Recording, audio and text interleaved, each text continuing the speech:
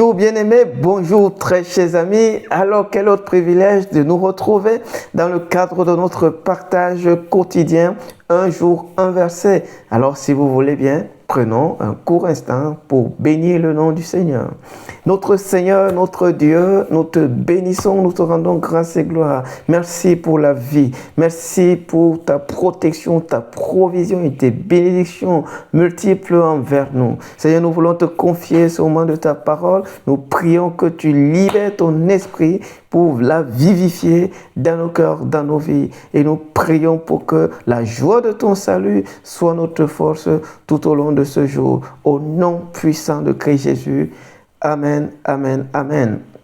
Alors nous poursuivons ce matin notre partage quotidien de la parole en considérant de près le 24e verset du 3e chapitre du livre d'Actes des Apôtres. Et que dit ce 24e verset? Eh bien, je nous ai pris une version, la version parole vivante, qui dit « Après Moïse, tous les prophètes qui ont parlé de la part de Dieu depuis Samuel et ses successeurs ont annoncer d'avance les temps que nous avons aujourd'hui. » Je reprends. Après Moïse, tous les prophètes, pas un seul, tous les prophètes qui ont parlé au nom de Dieu depuis Samuel et ses successeurs. Donc Samuel et tous les autres prophètes, jusqu'à Malachie, jusqu'à Jean-Baptiste, le dernier prophète de l'Ancien Testament, ont parlé des temps que nous voyons aujourd'hui. Et quels sont ces temps que nous avons aujourd'hui? Eh bien, c'est les temps du christianisme, c'est l'ère chrétienne, c'est l'ère de l'Esprit de Dieu qui transite par l'Église pour révéler la personne de Christ, pour révéler la centralité de Christ, pour révéler le caractère incontournable de la personne de Christ en rapport avec le salut de Dieu, en rapport même avec une vie effective dans ce bas monde. On est donc tenté à nous poser cette question: pourquoi est-ce que Pierre va encore convoquer cet autre élément de l'histoire pour permettre à cette foule? Qu'est-ce qu'il veut? Qu'est-ce qu'il vise? Le message est clair. Pierre est dans la continuité de son partage, de son message d'évangélisation. Pierre est conscient qu'il y a un peuple dans cette foule qui va se convertir. Et pour cela, il met toutes les cartes en jeu pour que ce but soit accompli. Le but, il est saint. Le but, il est pur. Pierre sait que Dieu veut sauver un grand nombre de cette foule. Et un grand nombre de personnes doivent venir à Christ. Et pour cela, il ne laisse pas les choses. Il n'est pas découragé. Il est dans l'insistance positive, dans l'insistance éclairée, dans l'insistance illuminé. Il n'est pas là dans l'entêtement, il n'est pas là dans le forcing, il est dans l'insistance salvatrice. Et nous allons le voir quand on va aborder le 4e chapitre. Et donc ici, Pierre va convoquer un autre élément de l'histoire. Mais cette fois-ci, on a affaire à une réalité encore plus profonde, encore plus sérieuse, encore plus persuasive. Et c'est pour cela que j'ai intitulé le partage de ce matin « La trace du christianisme dans l'histoire ». Et donc dans l'histoire du peuple juif, si vous voulez. La trace du christianisme est dans l'histoire. Et ce matin, j'aurai cette pensée à nous partager. Après avoir... Voilà, il parle de Moïse ici. Et qu'est-ce que Moïse a dit? Moïse a dit que Dieu va envoyer une personne spéciale, un prophète comme lui, qui fera des choses, qui dira des choses.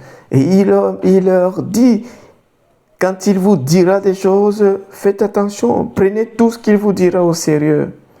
Et au verset 23, il dit, celui qui ne l'écoute pas, eh bien, va être retranchée de son peuple. Celle qui ne l'écoute pas va être retranchée du milieu de son peuple. Il y a donc là une certaine nécessité impérieuse de se donner à Jésus. Et ici, Pierre va donc aller plus loin dans son argumentaire, dans son message évangélique. Et là, il va convoquer quelque chose d'encore plus profond, plus poignant. Et c'est ce que nous voulons voir ce matin. La première chose déjà que nous devons comprendre par rapport à la trace du christianisme dans l'histoire, et donc l'histoire du peuple juif aussi, c'est que Christ Jésus n'est pas un hasard de la vie. Jésus-Christ n'est pas un hasard de la vie. Ce n'est pas quelque chose qui est né en une nuit et qui peut aussi disparaître comme ça. Il dit, ce que vous voyez aujourd'hui, ce qui est en train de se passer aujourd'hui a des racines profondes qui vont aussi loin dans l'histoire du peuple juif. Et puisqu'il est en train de parler à ses frères juifs, quoi de plus normal de leur présenter donc l'histoire qui leur est commune, quoi de plus normal de leur rappeler effectivement ce à quoi il s'adonne tant sans pour autant en saisir la substance. Quoi de plus normal de leur rappeler que l'histoire à laquelle ils sont attachés en fait a une figure centrale et que cette figure centrale c'est la personne même de Jésus. Et donc Christ Jésus n'est pas un hasard de la vie. Christ Jésus fait partie du programme de Dieu longtemps conçu et qui a été consigné par les paroles des prophètes depuis des milliers d'années. La personne de Christ Jésus n'est pas un hasard de la vie. Ce n'est pas une parenthèse qui s'est ouverte dans l'histoire et qui aussitôt peut se refermer. Non, ce que vous voyez en train de s'accomplir aujourd'hui a des jalons qui vont jusque dans l'histoire même du peuple juif, dans ses balbutiements, dans ses commencements.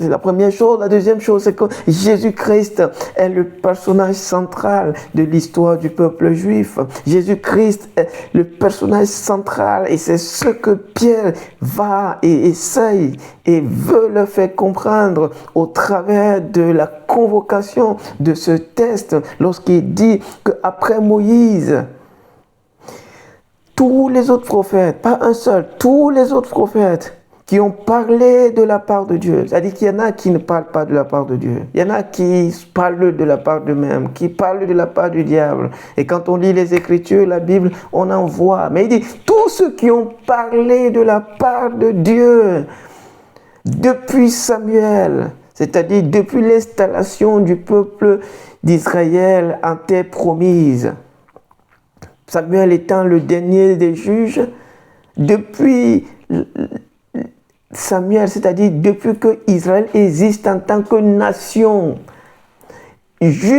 et ses successeurs, donc tout cela jusqu'à Jean-Baptiste qui est le dernier prophète de l'Ancien Testament, tous ont annoncé les jours du Seigneur, les jours de Christ, les jours du christianisme, les jours où son esprit viendrait et habiterait en l'humain après qu'il aurait été glorifié et se serait assis à la droite du Père.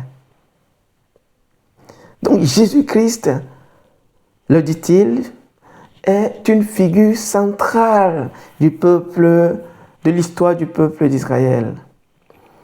Troisième chose, c'est que Jésus-Christ n'est pas un personnage préféré par un prophète ou un groupe de personnes.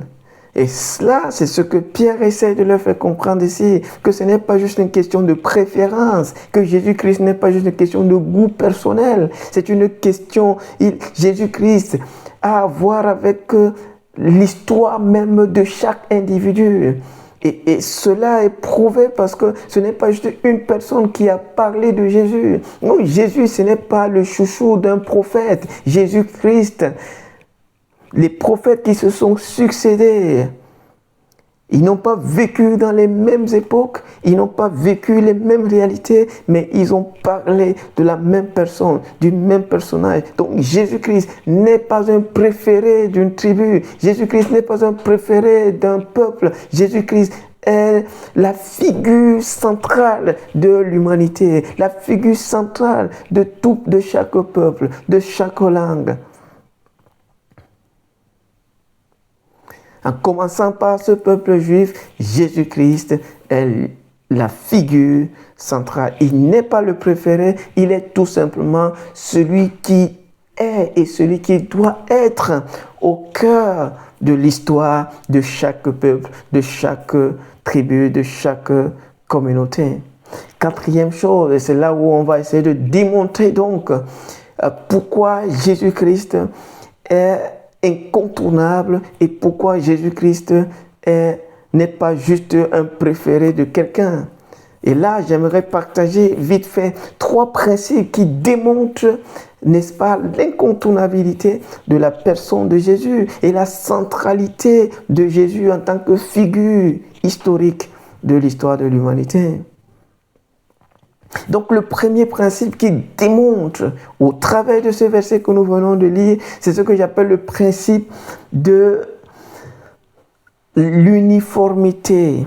Le principe de l'uniformité. Et que dit ce principe? Ce principe dit tout simplement que si plusieurs personnes vivant dans différentes époques parlent d'une même chose, alors cette chose-là doit être valide.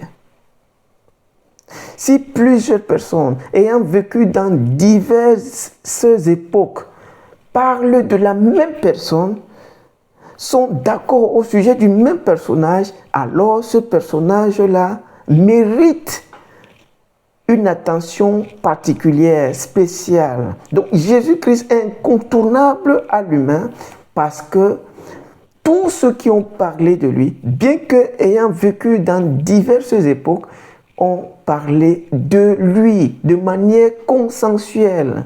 Donc le principe d'uniformité permet de valider l'incontournabilité de la personne de Christ Jésus.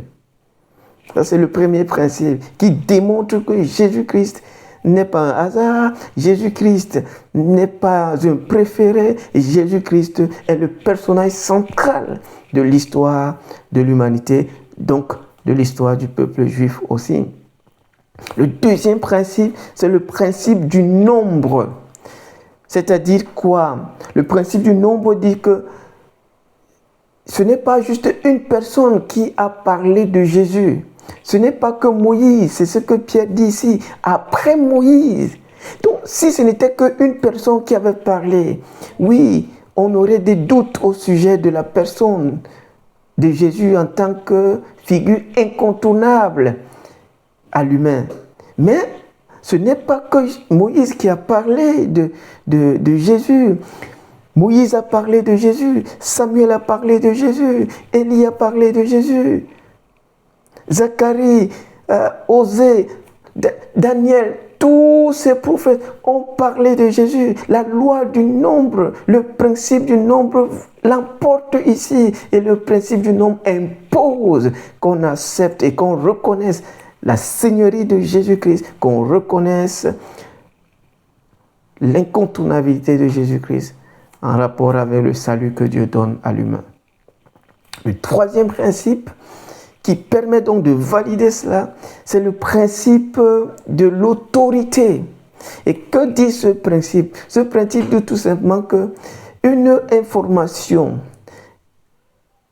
est tenue à de l'autorité ou est validée sur la base non de la quantité, mais de la qualité de celui qui la communique.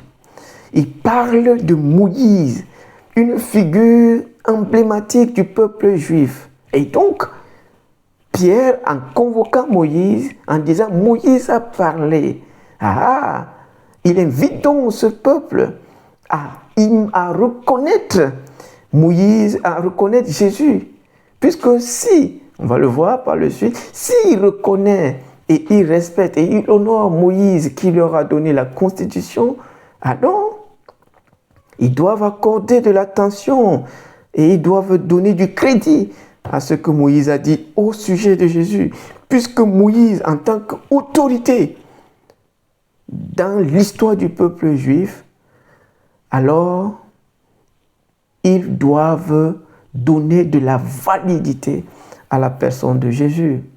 Il n'y a pas que Moïse, il y a David, il y a Osée, et il y en a plein, Samuel. Ce prophète qui a établi, qui a donné à Israël en tant que nation sa place dans le monde d'antan. Le principe d'autorité dit que l'information a du poids et de la validité de par celui qui l'a communiqué. Si le président d'une république donne une information, elle a autorité sur toute la population. Chacun va s'incliner. Pourquoi? Parce qu'elle vient de celui qui a l'autorité souveraine sur la nation. C'est ce que le principe d'autorité dit. Puisque Moïse a parlé de Jésus, puisque Samuel a parlé de Jésus, puisque Daniel a parlé de Jésus, puisque Osée a parlé de Jésus, puisque Ézéchiel a parlé de Jésus, puisque Ésaïe a parlé de Jésus, puisque Élie a parlé de Jésus, ainsi de suite. Ces grandes figures honorées, respectées par le peuple juif. Alors, l'autorité de Christ est établie. La seigneurie de Christ est établie. Le fait qu'il est la messianité de Jésus-Christ est aussi établie. Voilà ce que les trois principes que nous venons de brièvement énoncer vont donc démontrer en rapport avec la personne de Jésus. Cinquième principe, et c'est notre principe qui permet encore de mettre un point d'honneur sur la centralité de la personne de Jésus. Pas une centralité temporelle, pas une centralité circonstancielle, pas une centralité situationnelle, mais une centralité historique, une centralité permanente, une centralité continuelle. Donc, un autre principe, donc c'est le cinquième principe, c'est que le principe de consistance permet de reconnaître la seigneurie et la messianité de Jésus. Et que dit le principe de consistance? Le principe de consistance dit ceci: si je valide telle information en rapport avec telle donnée, je me dois de valider une autre information qui s'inscrit dans cette information en rapport avec ces données-là, de manière simple. Le peuple juif accorde du crédit à Moïse, accorde du crédit à Samuel, accorde du crédit à Daniel, ainsi de suite. Et donc, si les Juifs accordent du crédit à Moïse, à Daniel, ainsi de suite. Sauf que Moïse, Daniel, Ézéchias, Ésaïe, Jérémie ont parlé de Jésus et ont montré que Jésus, c'est le plus grand. Le principe de consistance voudrait que, comme j'ai validé Moïse, je dois non obligatoirement valider la personne de Jésus-Christ, puisque Moïse, parlant de Jésus, va démontrer que, ou du moins va signifier son importance capitale. Si je valide Moïse et je discrédite Jésus, je suis dans l'incongruité et je suis dans l'inconsistance. Voilà ce que le principe de consistance va donc démontrer. Le principe de consistance ici permet de reconnaître la seigneurie de Jésus et de reconnaître la messianité de Jésus. On ne peut pas valider un prophète et invalider celui que ce prophète reconnaît. Ça fait de la contradiction la plus totale. C'est une absurdité incarnée. Et donc, le principe de consistance ici va encore marteler la messianité de Jésus-Christ. Jésus-Christ n'est pas juste une personne qui a été préférée par Moïse, non. Tous les prophètes ont parlé de lui et ont annoncé ses jours. Par conséquent, si on valide, on accorde du crédit à Moïse, naturellement, on se doit d'accorder du crédit à Jésus, puisque celui à qui on accorde du crédit valide celui que nous voulons discréditer, nous voulons rejeter. En d'autres termes, ce que Pierre est en train de faire ici, il les met dos au mur. Il dit, j'aimerais que vous-même, vous réfléchissiez au sujet de vos convictions spirituelles. Vous croyez à quoi au final? Vous faites allégeance à Moïse et vous rejetez Jésus. Qu'est-ce que vous faites? Comment vous pouvez faire allégeance à une personne qui a parlé de la messianité de celui que vous rejetez? Comment ça s'explique? Donc, ça fait preuve d'inconsistance substantielle. Et donc, ici, le principe de consistance va permettre de reconnaître la seigneurie et la messianité de Jésus. Sixième principe, rapidement, le christianisme est un passé qui s'actualise. Le christianisme n'est pas né aujourd'hui. Le christianisme, c'est un passé qui se matérialise. Le christianisme est la matérialisation des paroles prophétiques dites plusieurs siècles auparavant. C'est pour ça que le christianisme n'est pas un fait de hasard. Le christianisme, c'est la matérialisation.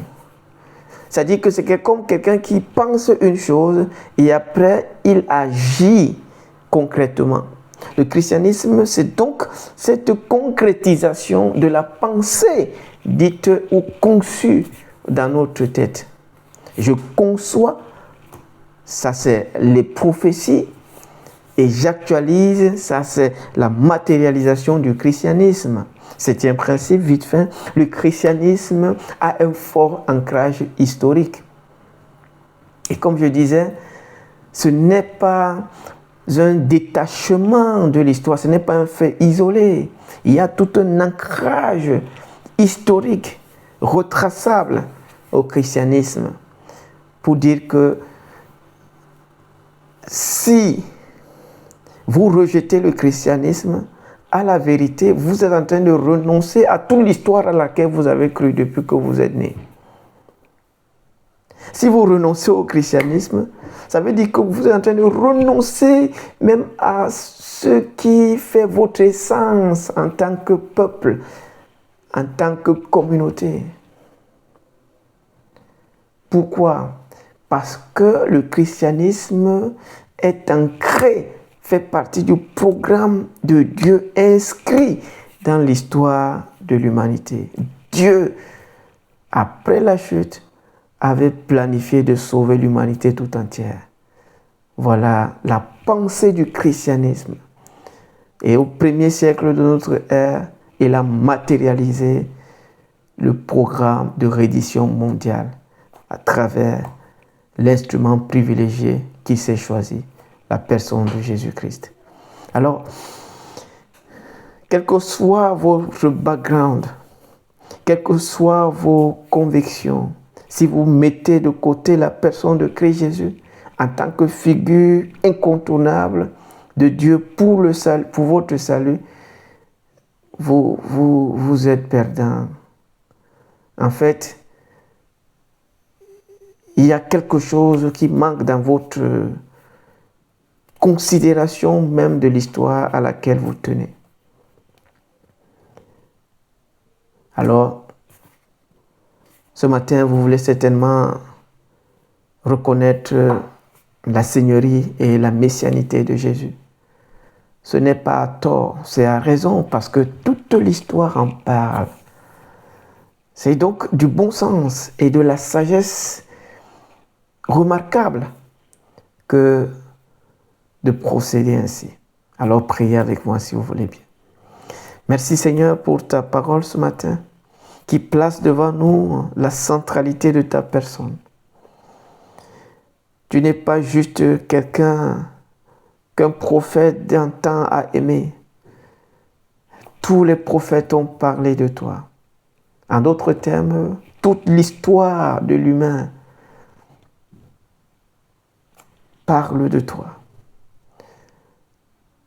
Et il t'a plu de te révéler en chair et en os pour révéler ton identité et ta mission. Ce matin, je me dispose pour te reconnaître comme mon Seigneur et mon Sauveur personnel. Je t'ouvre mon cœur et je te reconnais ainsi pour mon salut. Au nom de Jésus-Christ. Amen. Dieu vous bénisse et retrouvons-nous demain pour un autre moment de partage de la parole du Seigneur. Paix dans le Seigneur.